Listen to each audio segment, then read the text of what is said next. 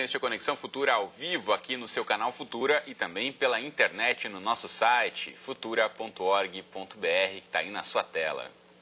Bom, o Exame Nacional do Ensino Médio, a Prova Brasil, o Programa Internacional de Avaliação de Estudantes, o PISA. Cada vez mais os testes e rankings fazem parte das metodologias de avaliação da educação brasileira. Os resultados obtidos podem ajudar a ter um diagnóstico sobre o desempenho e o aprendizado dos nossos alunos e identificar áreas mais sensíveis. Mas quando o estímulo à competitividade é a prioridade, vale repensar se esse é o principal papel de uma escola. Qual o espaço que as instituições de ensino têm dedicado para incentivar a criatividade e a busca por novas soluções entre os alunos? Como ter um bom desempenho acadêmico e também ser criativo? Bom, para essa conversa, a gente recebe aqui no estúdio a Francisca Paris, ela é pedagoga e diretora da editora Saraiva. E também conosco, aqui no estúdio, o Thiago Dardot, ele é pedagogo e coordenador do curso de roteiro para mídias digitais da Escola Nave, aqui do Rio de Janeiro. Você em casa, como sempre, também é nosso convidado, então aproveite aí para tirar todas as suas dúvidas, participe da conversa mandando mensagens, comentários, opiniões. Se você frequenta uma escola, que você acha que tem um espaço bacana aí de incentivo à criatividade, ou se acha que nessa escola não tem esse espaço, seja educador ou aluno, mande seu recado para a gente. Pela internet tem duas formas de participar. A primeira delas é na rede social, no facebook.com/canal Futura Oficial. Aqui você encontra o espaço para mandar o seu recado, curtir as nossas atualizações. Ainda pela internet você tem como opção o microblog e o Twitter, mandando sua mensagem para o perfil que é o @canal Futura. Ou ainda você pode ligar para a gente pelo telefone 0, operadora 21 3523-4098, os números que estão aí na tela para você. Estamos aqui desde já aguardando a sua participação enquanto eu dou boa tarde aqui aos nossos entrevistados. Bem-vindos ao Conexão, tudo bem com vocês? Tudo ótimo, obrigada. Quero começar ouvindo da Francisca. A gente tem visto cada vez mais o número de avaliações, como eu já citei algumas aqui, até têm se tornado mais populares, as pessoas acabam muitas vezes escolhendo escolas por conta do resultado no Enem, por conta da Prova Brasil. Agora, frente a esse excesso de competitividade ou de formação dos alunos para passarem nos testes, para irem bem nos resultados, isso acaba criando escolas que matam o espaço da criatividade, Francisca? Com certeza. Nós temos um modelo de escola que ainda reproduz o modelo de fábrica, né? E esse espaço da criatividade fica muito cerceado quando se quer só um resultado acadêmico.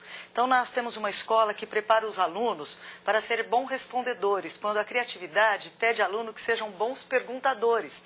E muitas vezes eu não gosto de usar esse termo, mas a gente treina os alunos para responder aquilo que a gente já ensinou e não para que eles tenham uma criatividade de buscar outra resposta. Então isso realmente... Tenham suas próprias dúvidas, busquem outras respostas. Pois é. Então com certeza isso fica cerceado no currículo, sim. Agora, Thiago, de que forma, numa escola como a Nave, a gente sabe, é uma escola exemplar aqui no Rio de Janeiro, que tem esse espaço mais dedicado mesmo para a criatividade, espaços de troca, de conhecimento. Agora, se a gente for analisar o grosso, né, das escolas públicas, principalmente, esse espaço muitas vezes acaba sendo deixado de lado por conta da necessidade de passar no Enem ou de passar no vestibular. Claro, e no próprio Nave isso é um desafio para a gente, né? Porque a gente também precisa passar por essas avaliações. Mas acho que o desafio está em pensar como é que a gente pode, dentro da unidade escolar, né, com a sua gestão, pensar maneiras criativas de poder solucionar os problemas que a gente tem na vida cotidiana, que vão para muito além do que a gente pensa que está colocado no Enem, na Prova Brasil, enfim. Agora, sem dúvida, é um desafio, assim, garantir um espaço, um currículo voltado para um processo criativo do estudante, para além de serem bons respondedores, como aí Francisca colocou. Né? Então, mas desculpe, mas quando a gente fala em organizar um currículo, acho que uma boa discussão diz respeito assim aos próprios procedimentos, o próprio conceito da escola. Porque às vezes a gente fala em criatividade, imediatamente a gente se reporta à música, à arte, que com certeza são ferramentas que possibilitam a criatividade. Mas, por exemplo, o caso de você trabalhar, por exemplo, contra o preconceito vai cercear a criatividade porque ele te limita a visão de mundo, ele te coloca dentro da cerca, você entendeu? Aqueles que você não consegue abrir outras janelas para olhar. Então, eu acho que se a gente repensar um currículo a partir daquilo que a gente faz de verdade no cotidiano, a gente pode achar mais espaços sem deixar de aprovar os alunos, que é verdade que os alunos querem ser aprovados em boas faculdades, faculdades, a escola quer ter uma boa nota no Enem e na Prova Brasil. Então, acho que não precisa ser um antagonismo, mas claro, da prática da escola mesmo. Agora, se a gente pensar nesses alunos que são formados, então, em escolas com menos espaço para questionar, menos espaço para desenvolver esse lado da criatividade, que tipo de aluno, que tipo de cidadão a gente está formando para as próximas gerações? Com certeza um cidadão que não vai resolver os problemas que a gente colocou por aí, né? Porque nós estamos precisando de pessoas que pensem de outras formas os problemas que estão colocados. E se nós não damos a possibilidade do aluno olhar com conexão para isso, procurar outras janelas, né? Eu gosto de dizer assim, que são duas mentes importantíssimas, né? Dois processos mentais importantíssimos para esse século, né? Você ter uma capacidade de síntese, dado o número de informações, mas uma capacidade criativa. Se nós não tivermos esses processos mentais trabalhados na escola, nós vamos ter uma pessoa que não tenha lugar no mercado, não tenha lugar nos órgãos públicos e não tenha lugar de espaços sociais de sobrevivência, visto que não consegue olhar com solidariedade para os problemas do mundo e achar alguma alternativa. Então, nós estamos aí... E esse estudante, ele sofre a consequência desse modelo de escola que a gente tem há mais de 200 anos. Com certeza. E que, sem dúvida, forma um estudante, forma um cidadão com algumas lacunas. Isso não há dúvida. Agora, eu acho que é isso. É a percepção da criatividade, como alguns outros aspectos, como um valor necessário. Isso. A partir disso, assim, eu acho que é verdade que esses grandes exames nacionais, enfim, externos, eles têm algum impacto, mas é importante a gente entender que se a escola tem isso como valor, tem o processo criativo como valor, o próprio Enem já foi repensado várias vezes e a prova... a cada ano, de certa maneira, fica um pouco mais crítica, um pouco mais interessante no que diz respeito às competências mais amplas. Então, é possível que a gente atenda, dentro das disciplinas, ainda nessa lógica de disciplina, atenda a essa demanda de um processo mais criativo do estudante. Ou seja, e que não significa que não vai ser uma boa estrutura para o Enem, ele vai viver o Enem de forma interessante se a gente tiver dentro da unidade escolar essa perspectiva e esse valor da criatividade. Agora, de que forma a gente pode pensar, então, em caminhos para isso ser colocado em prática? A gente fala aqui para o Brasil todo, muitos educadores assistindo a gente sabe que existem os currículos pré-determinados, né, os conteúdos que têm que ser passados, aí fica o professor ali, ou mesmo o coordenador pedagógico, tentando pensar como é que eu vou conseguir incluir um espaço maior para a criatividade. A gente pode ir por onde ir dando sugestões ou caminhos de pensar em como esse educador pode organizar a rotina do dia a dia da escola dele para ter um pouco mais de espaço para a criatividade. Eu penso assim, a forma de colocar o conceito, não colocando como um conceito, um conteúdo, uma determinação, uma definição fechada, mas com possibilidade de pergunta, né? Que o aluno diga por quê ou por que não, ou e se, não é? Eu acho que essa postura já alavanca um processo criativo dentro daquilo que o Tiago cola, da estrutura do currículo, das disciplinas, para se ter um bom desempenho acadêmico. Mas que postura é essa dentro da sala de aula que faz com que o aluno tenha uma postura mais investigativa, né? Eu costumo dizer assim, né? Um descontentamento criativo diante do mundo. Isso é muito importante. É não estar contente, achar que está tudo bom, né? Tudo muito tranquilo, sem mexer com nada. É querer mudar porque não está contente com a situação dada. Eu acho que se a gente tiver essa postura dentro do currículo, sem grandes mudanças, melhora. E acho que a gente tem que contextualizar o conteúdo, né? Eu acho que isso é o principal. Você perguntava do NAVE, Cris, eu acho que lá o que a gente busca é isso, é trazer esse conteúdo para a vida, né? Assim, tentar mostrar para o menino que primeiro esse conteúdo faz parte de algo maior, de uma competência a ser alcançada, né? E que a gente pode pensar uma forma de trabalhar esse conteúdo linkando, como a gente diz, né? Fazendo um link com os processos da vida desses meninos, né? Através de diversas iniciativas. O trabalho por projetos, por exemplo, é um trabalho que a gente tem valorizado bastante, enfim, tentar um pouco desfazer essa grade de horários nossas e pensar de forma mais ampla alguns conteúdos e que possam, inclusive, ser integrados, né, de diferentes áreas do conhecimento, isso dá mais sentido. Isso faz com que o menino comece a olhar para a escola como algo como um espaço que está mostrando para ele também onde é que aquele conhecimento que a gente apresenta ali está na vida, né? E isso é importante para a gente. Agora, uma questão que muito se põe também é em relação à personalidade um pouco do aluno, né? Você falou um pouquinho no começo, Francisca, de serem alunos que questionam e não simplesmente respondem as perguntas já prontas. Isso, de certa forma, pode ser moldado, pode ser treinado, pode ser estimulado, que o aluno que de repente é mais na dele, é mais quieto, ele se torne um pouco mais questionador e criativo? Com certeza, porque o questionamento ele não precisa ser verbal. Muitas vezes você diz da personalidade e um aluno com um pouco mais de timidez tem algum receio de se expor.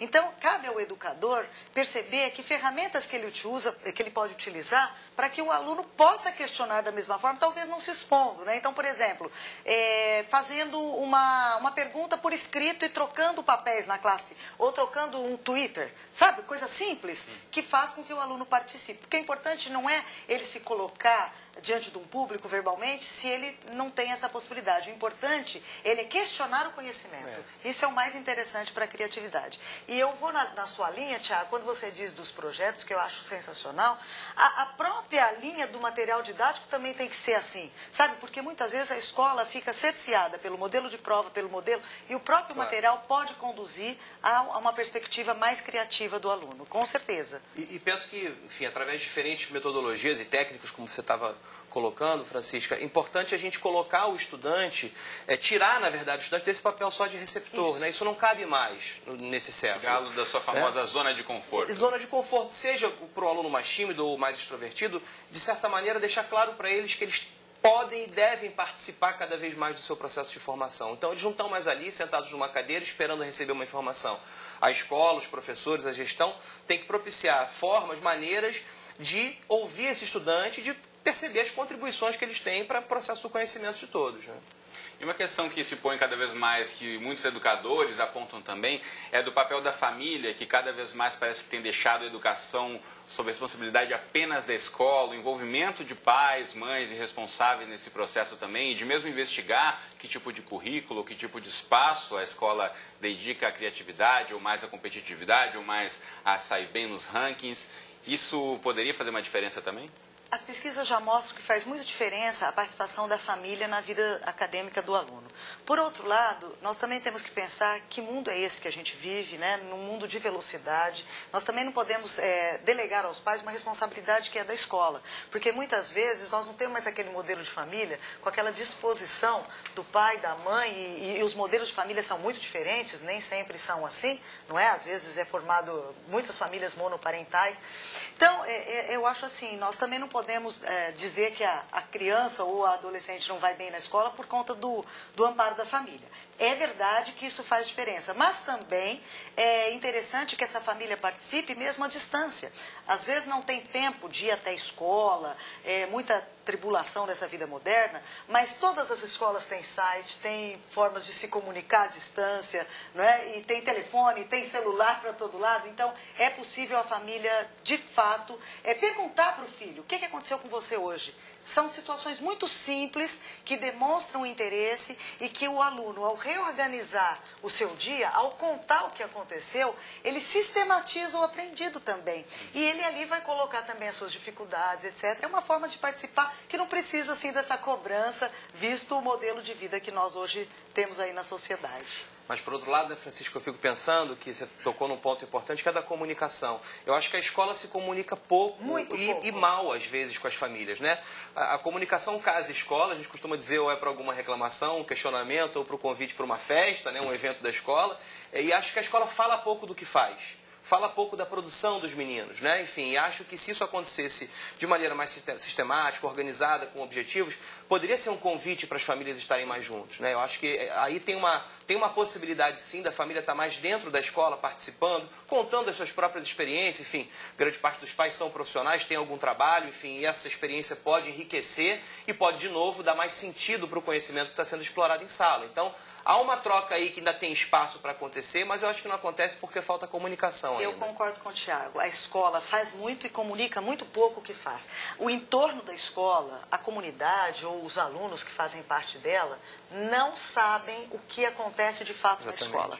Nem os professores entre si sabem o que acontece um com o outro. Então, essa questão da comunicação, Tiago, é uma questão que a escola faz mal e se fizer melhor vai ter ganho, concordo plenamente com você. Então, as salas de aula estão umas ao lado da outra, mas sem, de fato, se comunicarem, né? Os alunos, os professores não trocam experiências experiências. Como disse muito bem, Thiago, são comunicações muito superficiais, muito pontuais. Não existe, de fato, uma comunicação do que se faz. Porque o aluno é aluno da escola. Ele não é aluno do professor A, do B ou do C. Ele é aluno da escola. Ele está ali o tempo todo para aquela comunidade trabalhar.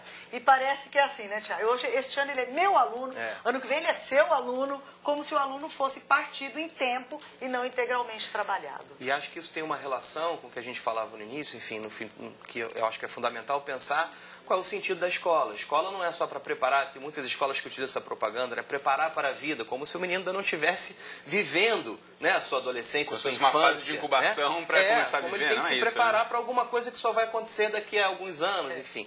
E a vida dele já está intensa, ali acontecendo tantas coisas interessantes. Por isso que eu acho que falta criatividade, né? Porque se esse tempo na escola ele for pensado somente para que a gente atinja as metas do Enem e da Prova Brasil e de outros exames, a gente perde a oportunidade de trabalhar a vida naquele momento daquele estudante, dando mais sentido para o que a gente está falando para eles. Eu costumo dizer, Cris, que na escola não há ensaio. Não existe ensaio de nada na escola. Já é a vida real. Mas porque tudo que se ensaia é oportunidade de aprendizado. Então, suponhamos que o aluno esteja ensaiando um coral. Vamos dizer, fazer de conta nessa situação. Ele não ensaia, ali é vida, ali é oportunidade de aprendizado, né? Ali, na verdade, é partilha de experiência. Então, eu sempre costumo dizer, na escola não tem ensaio. A gente está sempre ensinando, está sempre aprendendo. Pode não ser numa situação formal. Então, ensaio está abolido, né, Thiago? Temos com que certeza. Muito bom.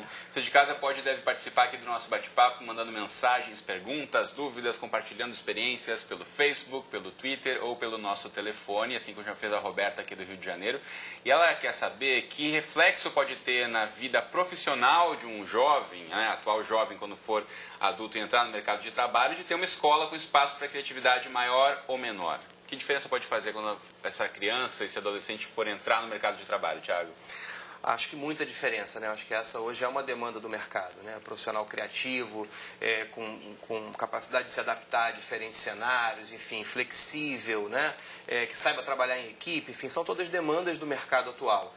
E acho que, de novo, se a gente viver isso como experiência concreta na escola, sem dúvida a gente está formando um cidadão, né, muito mais preparado para lidar com esses desafios do mercado, né? Ou seja, não dá para a gente pensar somente na passagem desses conteúdos com foco numa prova que vai acontecer daqui a alguns anos para que ele passe para uma universidade. A gente precisa experimentar processos criativos para alcançar determinados conhecimentos, enfim, que sejam, e para a própria convivência que a gente estabelece ali. É isso, não é ensaio, é vida real que está acontecendo ali.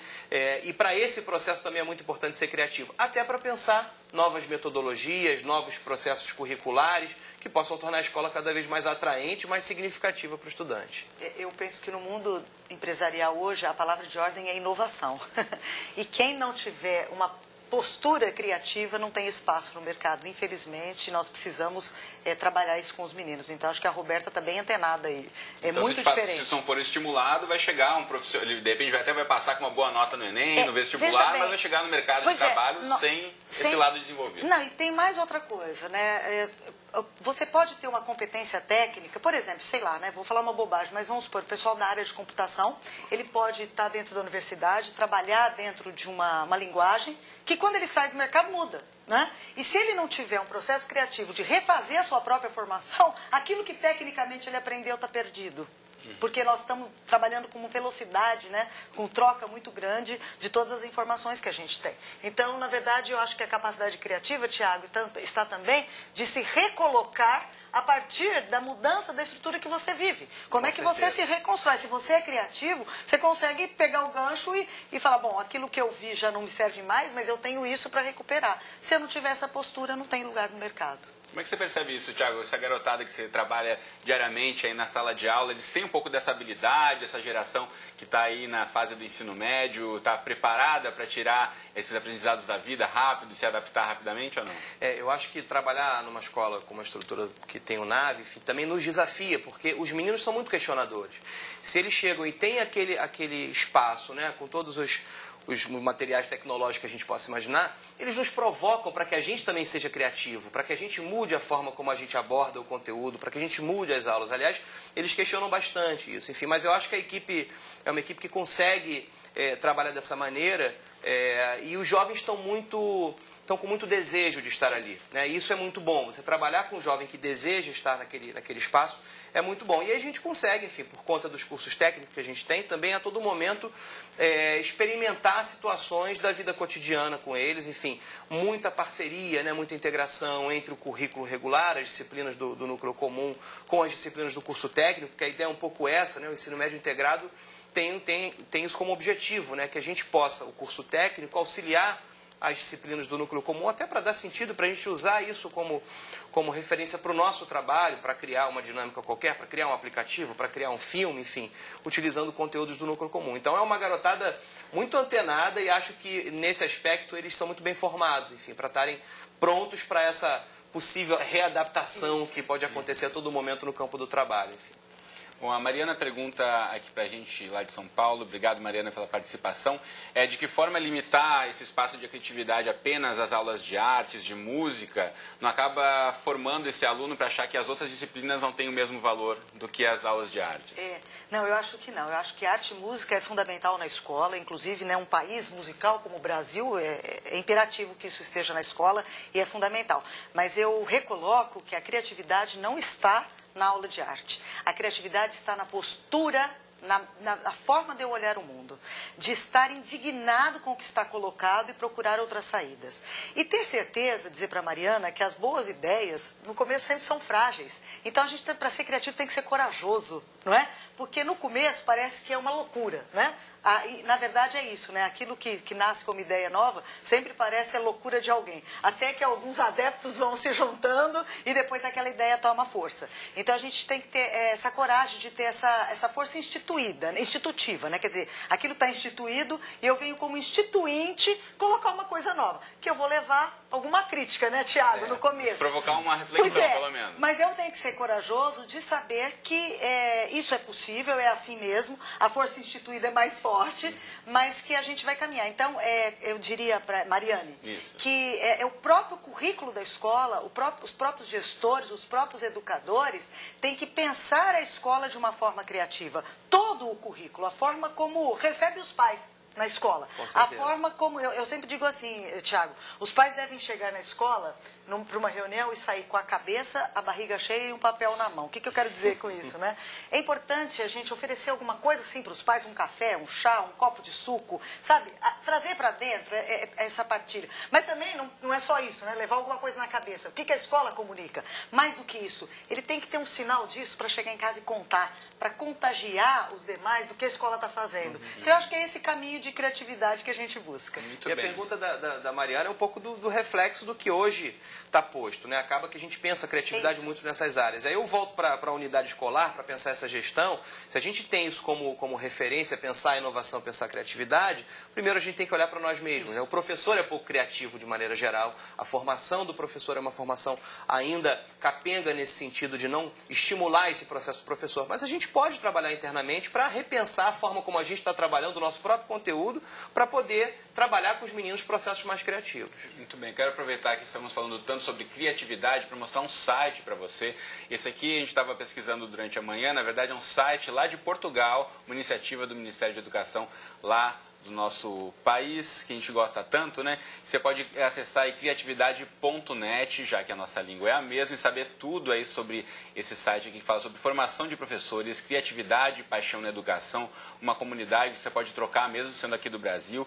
Então é bem bacana aí para educadores, professores que estejam aí buscando formas de inovar dentro da sala de aula. Um material aí disponível gratuitamente na internet, você pode acessar aí e compreender tudo, é só acessar criatividade.net. Outros dois sites que eu vou mostrar para você é o site aqui da Escola Nave, que você pode ter outras informações da escola aqui representada pelo Tiago, e também o site da editora Saraiva para você conferir aí mais novidades da editora aqui representada pela Francisca. Infelizmente o nosso tempo aqui já está acabando, então quero agradecer aos dois pela presença hoje no Conexão comigo. Obrigado, espero que a gente tenha incentivado os educadores e o pessoal que está na sala de aula também a reivindicar um pouco mais por espaço de criatividade. Claro, né? É isso mesmo, que a gente possa continuar falando sobre isso. Muito bom. Obrigado a vocês. Obrigado, Francisca, obrigado, Tiago. Você de casa, obrigado pela companhia. Eu espero você aqui todos os dias, ao vivo, às 2h30 da tarde, ou nas nossas reprises, à 00:30 ou às 7 horas da manhã. Um abraço para você e até a próxima.